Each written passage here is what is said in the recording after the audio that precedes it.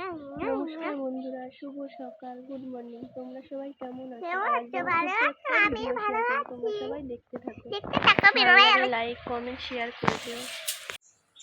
এই দেখো, আমি উঠোন ঝাড়ু মারতে চলে এসেছি। উঠোনটা ঝাড়ু মারছিলাম, আর পাশে ছিল খড়িগুলো মা মাঠ থেকেই এনেছিল। আর মেয়েদেরই তো সব কাজ করতে হয়, জানো তো, উঠোনটা তো ঝাড়ু মারতেই হবে, আর একটু মাঝে মাঝে রান্না করতে হয়। আজকে মা মাঠে যাবে, ওই জন্য আমাকেই সব কাজগুলো করতে হবে। আর দেখো, তারপরে আমি চলে এসেছি ভাত রান্না করার জন্য। আর আজকে আমি রান্না করব কচুরমুখী তরকারি, রুই মাছ দিয়ে, আর আলু সিদ্ধ, পেঁপে সিদ্ধ, বেশি কিছু করবো না। আর দেখো, কড়াইটা আমার গরম হয়ে গেছে। কড়াইতে তেল দিয়ে দিয়েছি, মাছটা এখন আমি ভেজে নেব।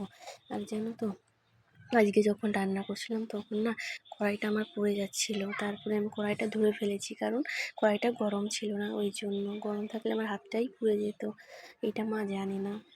আর তারপরে কে কে রান্না করতে পছন্দ করো কমেন্ট করে জানিও, আর কে কে রান্না করতে পছন্দ করো না। কারণ আমি তো রান্না করতে একদমই পছন্দ করি না, তাও 2-1 দিন রান্না করতেই হবে, কারণ মা মাঠে যায় এই জন্য। আর রান্না করার পরে দেখো, আমি গ্যাসটা মুছে নিচ্ছি। তারপরে আমি এখন জামা কাপড়গুলো ধুচ্ছি।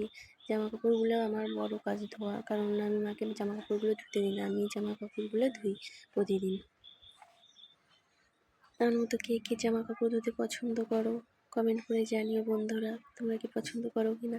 আর দেখো, এইদিকে আমি স্নান করে চলে এসেছি। আর দেখো, আমাদের ডুয়া উঠোনের কি অবস্থা, কারণ কেন বলো তো, 1 মাস ধরে বৃষ্টি হচ্ছে। আর আজকে যদি আমি লেপি, কালকেই বৃষ্টি হবে বা আজকেই বৃষ্টি হবে, ওই জন্য।